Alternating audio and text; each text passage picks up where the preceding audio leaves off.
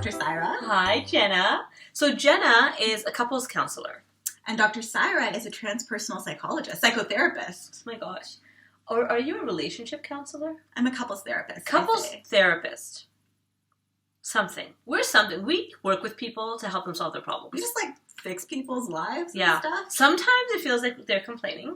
Sometimes it feels like they're complaining. That's true. And we've decided that we will let them complain just for a few minutes, and then we're going to move you to action because we're tired of the complaining. And that is what we're doing with ourselves as well. And that is why we're talking today about money. Money! Stop complaining, because today is your day to be a rich bitch. Be a rich bitch or a bastard. Or a bastard if you're a guy. Because we noticed recently that we complain about money sometimes. Too much. Yeah. I don't want to hear the words "I'm broke" coming out of my mouth. Ever again. No. It's done. I don't want them out of my mouth. I don't want them out of your mouth. Yeah. I don't want to hear those words out of your mouth because broke is short for broken. Exactly. And just you are not broken. You're not broken. Whether you have $500 in the bank account or $500,000 in your bank account, you're not broken. Not broken. No. So you're not broke. So we are no longer broke. And what we did to do the shift, which we're going to share with you so that you can do the same thing, is we just kind of decided. We decided, one day, we're like, okay, we're going to get together and we're going to talk about money, right? Yep. And so we decided in that day, I decided I'm not going to be a starving student anymore. That's not me. That's not my identity anymore. Yes, it was for 10 years. I'm not a student anymore. No. I don't need to starve. No. No, and I decided, I think I actually blogged about it, where I decided that, I might have grown up kind of poor, but I'm grown up now. And I'm not poor, so stop trying to live in the past. Exactly. It happened when I hired the cleaner, remember? Yes. I hired the cleaner, and I wrote about it, and I talked to all my friends about it, because I realized that I'm one of those people who hires staff. Yeah, you have staff. To run my house. Because whatever, I'm a rich bitch. Exactly. Who cares? I hired a cleaner, whatever.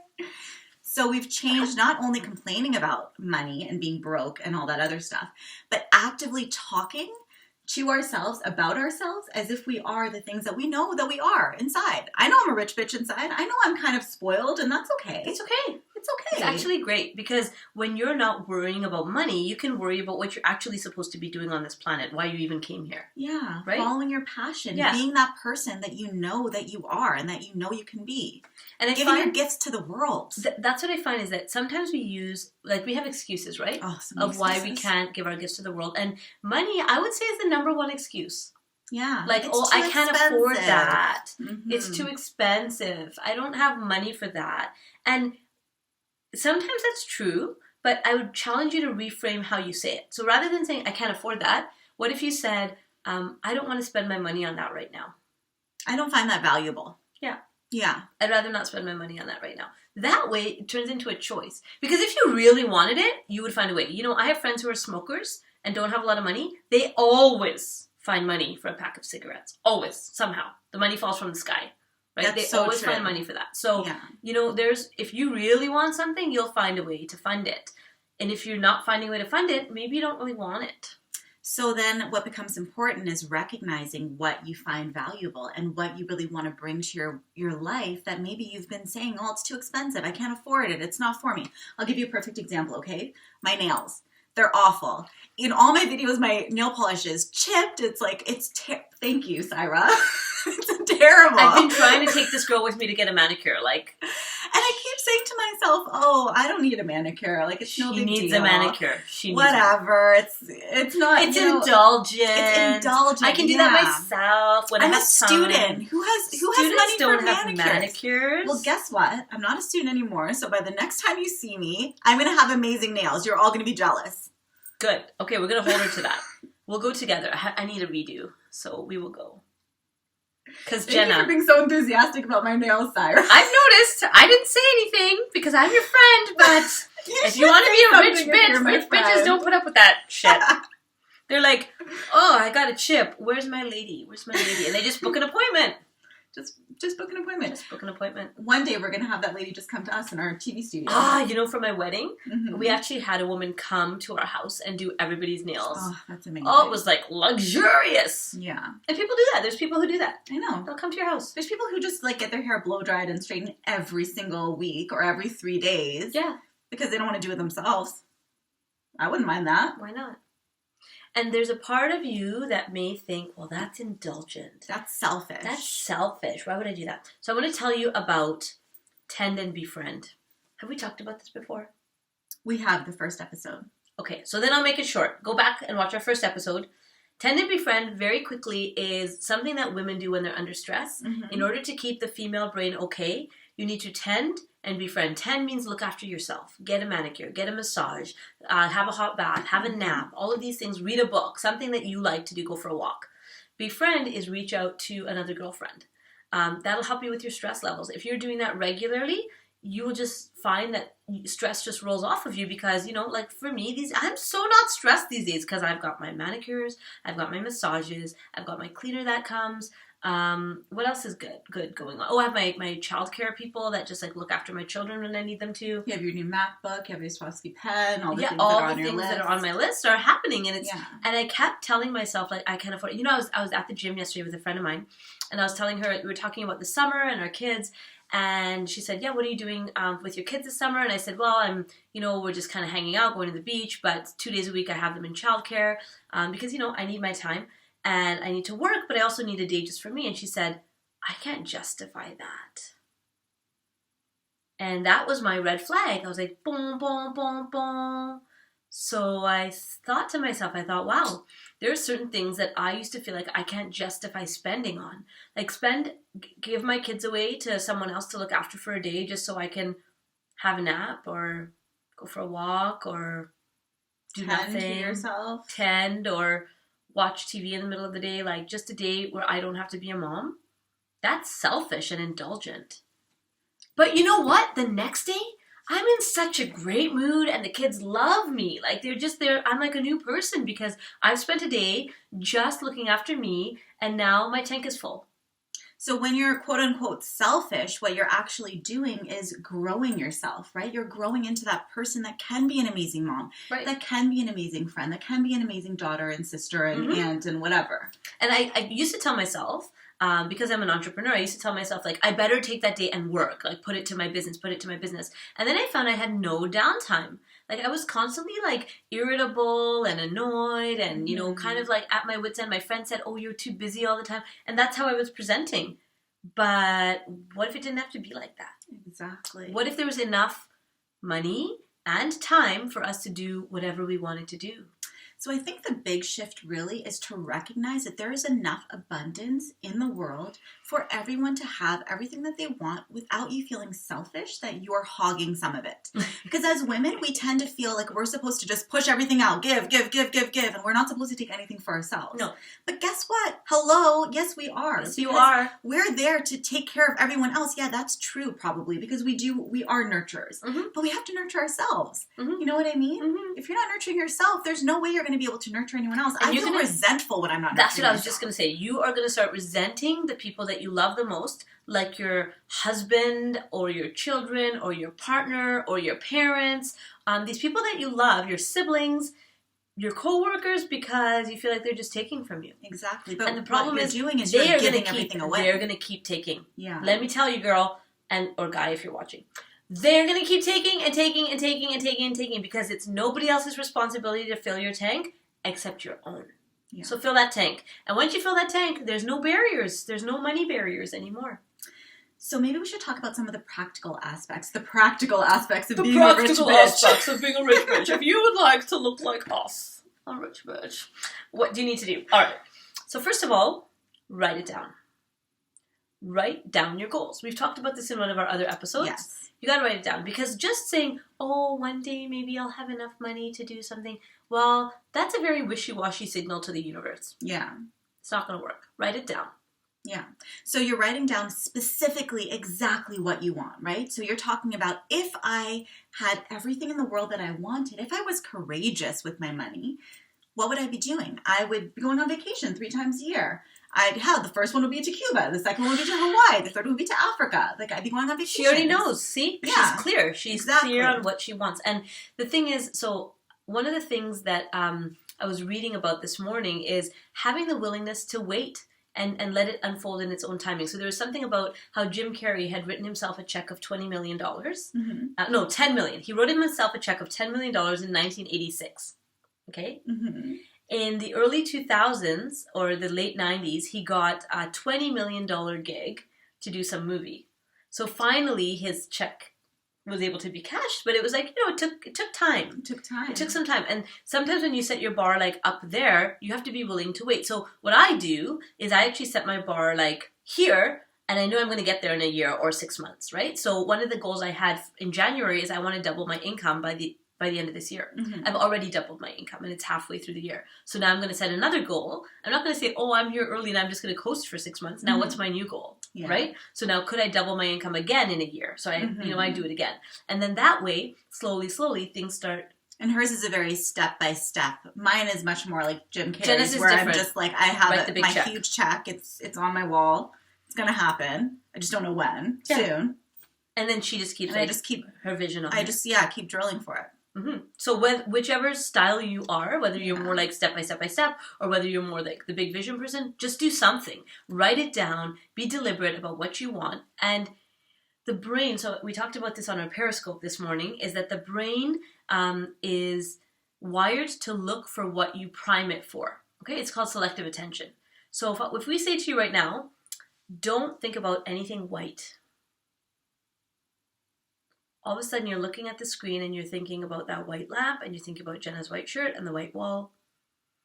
And now if we say to you, okay, don't think about anything red. God, there's red everywhere. Everywhere you look, you can see red. And so whether we say think about or don't think about, the brain is now primed for that particular thing. And so when you engage the law of attraction, what you're doing is you're priming your brain to start looking for certain things. So if you're saying, I can't afford it, I'm broke, then all you're going to see is that you can't afford it. It's like, your wish is my command. Yeah, you're right. You can't afford it. And we're constantly using this law no matter what. Like, it's not just if you believe in it, if you don't believe in it. It's like you can see in your life the things that you don't want, you have, right? Because most of the time we're thinking about what we don't want. I don't want to be in debt. Guess what? There's like a pile of debt in front of you. Right? So then if you start thinking, I have a lot. I have a lot of money. I have a lot of love. I have a lot of friendship. Suddenly you're seeing friendship and love and money everywhere. And you know what? Here, I want to tell you a secret. Did you know that if you're watching this on a computer or a phone, you're amongst the most wealthy people on the planet? Compared to a lot of people on the planet, you're already a millionaire. So you're already there. Right? You have running water, most likely. Most likely you have heat and maybe electricity. Maybe you have food in your fridge, or maybe you have a fridge. These are things that we just take for granted and we think, so really now it's not about becoming a millionaire, because compared to most of the planet, you're a millionaire. What you need to do now is start collecting those funds to use for what you really are passionate about. Because you know it. If you had more, you would give more, right? Exactly. You would give more. You would donate to the things that you're passionate about, the things that fire you up. You would put money there. And so you're not being selfish by attracting more money and attracting more abundance. Really, you're being practical and generous, right? Generous. Yeah. And if you could, that's where it changed for me, is I thought, why do I want more money? Because I want to give. There's so many people who I would like to help. So many people in my family, people in the world, different causes. And if I didn't have to think twice before writing a donation check, or before writing, like my little cousin is going to university in September and he couldn't go to the university that he wanted to because it was too expensive.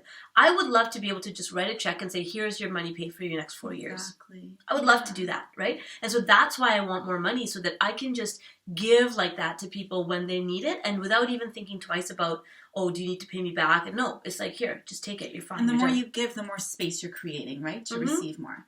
But I think that there's something we need to talk about before we get into all of the giving and what you're going to do with the money. I think it's really important to talk about your money mindset and things that are holding you back, right? So when Saira and I met the other day, that's what we were talking about. We were talking about our past and our beliefs and what we've grown up.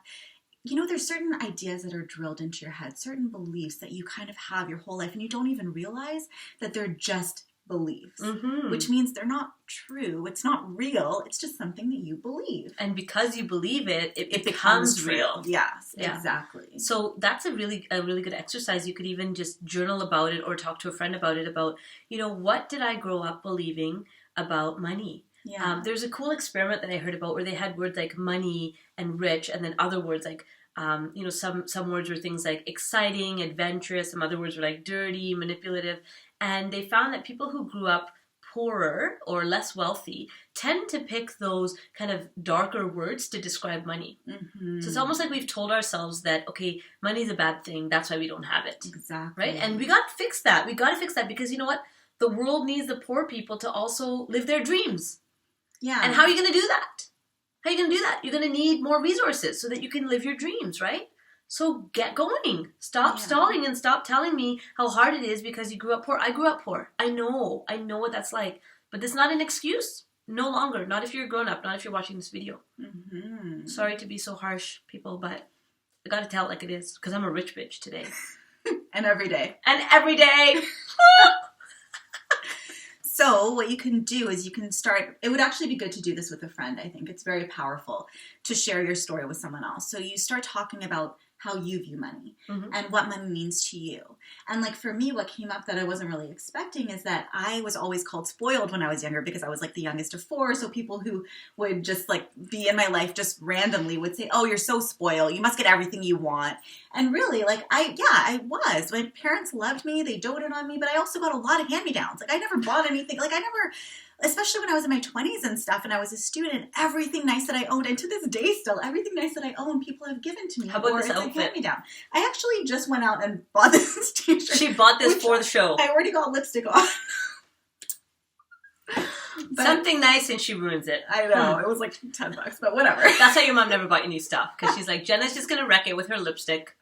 So I realized that because I had that idea that I'm spoiled, I tried so hard to get out of that. And I started to think, well, I have to work hard for my money. Like I have to work and I have to show people that I'm struggling so that they don't think I'm spoiled. If I'm struggling, I'm not spoiled. Right? And so I just realized, and Saira helped me realize that it's okay to be spoiled. You know what? It's fine. There's enough for everyone. There's enough. It doesn't mean you're a bad person. You can be spoiled and still be kind and still be generous and still be loving. And maybe that's what you're put on this earth to do. So it's taking those negative words and stories. Exactly. And turning them into positive ones. That's the only way you can get over that hurdle. And owning it, right? Owning it. Like I grew up always feeling like Cinderella, right? Like I didn't have any evil stepsisters, but in my mind, like life was so hard and I was like a maid and I had to always clean and I was always like cleaning after everyone. And then when I got the maid, I thought, oh, that story no longer applies. I'm telling you this publicly, I'm saying it to the world, I am never going to clean another toilet as long as I live. Ever. So those of you who love my toilet cleaning skills, they've been put away into the closet. It's done. Especially with these manicured nails. It's not going to happen. But it took me, like it was actually, I'm saying it now like jokingly, but it was actually quite emotional for me when I actually realized that, wow, I've spent my whole life serving other people and feeling small and feeling like they're made. And that's not going to fit for the next phase of my life. It's not going to work. Exactly. So no matter where you were, you can always, always change where you're going. Yeah. So being aware of your money mindset is one of the first steps, I would say, to being a rich bitch. Yeah. You just get aware of it. And then once you're aware of it, once it's out in the open and it's not just like kind of working on you in the background, then you can make different choices. Then you can make your list, right? So one of the things I did, there's a great book called Get Rich Lucky Bitch. Great book. Highly recommend it. So one of her exercises in there, Denise Duffield Thomas, she says to make a list of items, like very practical things you would do to upgrade to the VIP life that you were meant to live. And so I did that. And so I was sharing that with Jenna. I'm not going to read you everything. I'm just going to read you the things I've already achieved. And so for me, when I wrote these down, they felt like a big deal. It felt like an impossible dream, okay? But I wrote it down, and it's a long list. Look, there's like hundreds of items. Well, a lot of items on this list. And the deadline was the end of 2016. End of 2016 was the deadline, okay? So it says, to live my first-class life, I will make the following upgrades. So I'll read you the ones that I've already checked off. A fancy Swarovski, that crystal pen, that one, the fancy one. I wanted that. Check. A painting in my home that I commissioned by a local artist. Check. A place for my gold jewelry to live in my home. Check. Buying an expensive spill-proof water bottle. Because I was buying these crappy things from Superstore and they kept falling apart and breaking, so I bought an expensive one. And check, I actually bought 3. A brand new MacBook Pro.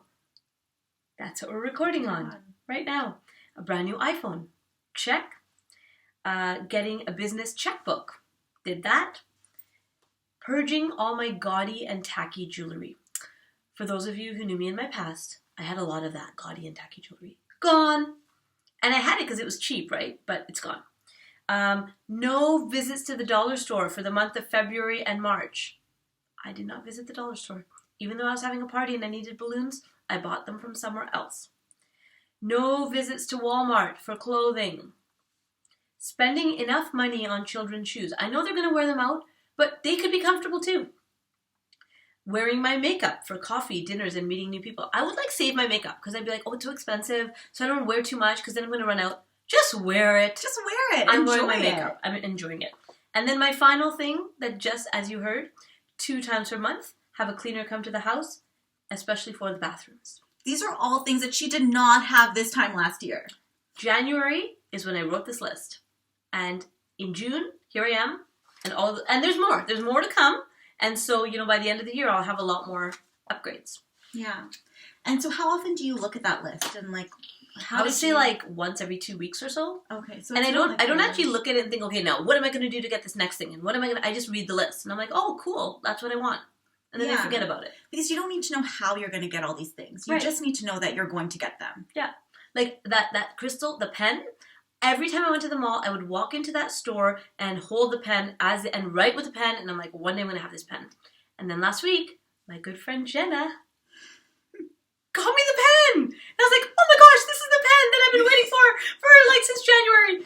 And she kind of had an idea, but she didn't know which pen or something. She's like, Saira wants some pen. And she got it. And it was perfect. And it's exactly what I wanted. So it's about trusting that things will come to you because you deserve them. And feeling good about receiving them, right? Mm-hmm. Because you can say all you want that, oh, I want this brand new car, and I want this new house, and I want this and that. But if you don't feel like you deserve it, and if you don't feel good about yourself and about receiving those things, you're never, even if you get them, you're going to be miserable, right? Yeah, because the things aren't going to bring happiness. No. You just have to be happy, and then the things come. It's really... it's different than the way that we've been trained. We've been trained to say, okay, when you get this, and then you get this, and then you're going to be happy. It's a lie. And we've been trained to think that it's supposed to be a struggle, right? Sometimes, when you decide to do this, it becomes really easy. Fun. And I'll give you the same example I used in Periscope, which is that I always knew that I wanted to, be creative and do creative things and have fun, but I also was following this really strict educational, process. Mm-hmm. Or what's the word? Master's degree. Yes. Ooh. So I got my master's, and that was great, and I'm seeing couples, and I'm doing all that stuff, but I realized that my true passion is, making videos, doing this talk show, and creating other videos with my fiance, and, doing fun stuff like that that's really creative.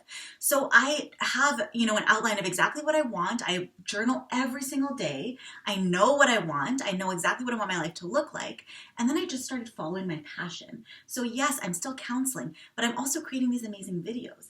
And that's where my true passion is. And as I'm posting these videos and putting them out to the world, I'm getting more clients. People are seeing my videos and they're like, oh, I want to work with you. And she's I'm making really? money. Because that wasn't the point, right? But it's when you follow your passion and you start putting yourself out there and being okay with, living your dream, mm-hmm. you start to get all those other benefits. Right. And I always think of it as, I give the example to my clients often about, when you go to a restaurant. You go to a restaurant, the waiter comes, you give them your order, and then you wait till the food comes. And then the food comes, sometimes it's exactly what you order, sometimes it's a little bit off, you send it back, you get the right thing. That's like manifesting, right? Totally. So you put in your order, and then you just trust, you leave it. You don't follow the waiter back into the kitchen and micromanage the chef. Yeah. You better not, or you're going to get kicked out of that restaurant.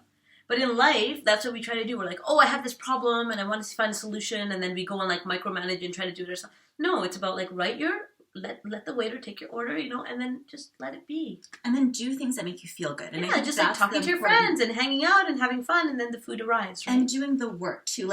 So working to just be happy, like working to do things that fulfill you, that make you feel like you're living your passion. And that's when all that stuff starts to come to you. You're taking that inspired action. You're not doing things because you feel like you have to. Like even in online business, they tell you all the time, well, there's a certain checklist of things that you need to do and you need to follow this procedure. And if you don't, then you're not going to make it online and you have to do this. Everyone's doing that. Yeah, everyone. Not everyone's successful at it, right? No. You have to do the thing that makes you different, the thing that's unique to you, the thing that feels authentic and really real. Right. And then the money follows. Like, it's so, I don't even know how to describe how many times my husband has got a bonus or a raise just when we needed some extra money. Like, out of nowhere. It's not like he was expecting it. It's not like he was waiting for it or asked for it. It just, all of a sudden he gets like the other day I was thinking about, I'm going to this trip to another city for the summer, and I was like, oh, I really want to go to the Stampede, which is this big thing with like horses and stuff, and I want to take my kids, and I'm like, how am I, I'd like to like just let them go crazy and like ride the rides and whatever, how am I going to do that? Oh no, I don't know, it'll happen. And that day my husband comes home and he gives me $100 Visa gift card that one of his clients gave him. He's like, here, you can have this for whatever. Like, oh, okay, now I have my money for, it was like less than like what, 5 hours. That's the awesome. Thought and manifested. Wow. Right? And so then it's about your intention out there. But then it's about gratitude, right? So then when I got it, then I thanked the universe, God, whatever, the divine, for listening and responding so quickly. Mm-hmm. Yeah. Yeah. So what you can start to do is in your morning ritual or whatever time of the day you feel the most creative and aligned, you can start to write out the things that you want from your life and who you want to be and who you choose to be. Right? So you're thinking about only the positive stuff. Like, I want to be this way. I want to be courageous. I want to be brave. I want to be inspiring. I want to help the world, all those types of things. And you may have to say, and I'm ready to let go of. Yes. Right? And I'm ready to let go of that Cinderella part or that, feeling bad about being spoiled part or whatever part that, is holding you back. Yeah, so you start by saying, I want this type of thing, and I'm willing to let go of this type of thing. And then you start writing, even in the same day, even just right after that, I am inspiring. I am courageous. I am brave. And just like constantly reminding yourself of those things that you know that you are and the things that you want to bring out in yourself, you start to live that every single day, right? Right, because the brain can't tell. Your brain can't tell whether you're lying to it. Right. Can't tell. If you pretend to smile for about, I think it's like 90 seconds or something, the brain will start releasing your happy hormones and you'll feel good. It actually works. So you just have to trick yourself, pretty much. Yeah. Trick yourself into becoming a rich bitch. Today. That is the lesson for today. Today is your day to step in to being who you're meant to be, which is kind of a rich bitch or a rich bastard. Yeah. And if you're already a rich bitch, please leave us a comment and tell us how you got there. Please, yes, that would be fantastic. Because we want you in our group. You probably have some great stories. So leave us a comment. And moving forward, if you have particular topics you want us to talk about and you're really like, oh, Saira, Jena, just tell us what to do around this, send us a comment, send us an email and let us know and we'll build that into our future episodes. Exactly. Thank you so much for watching. We will see you next week. For Today's Your Day.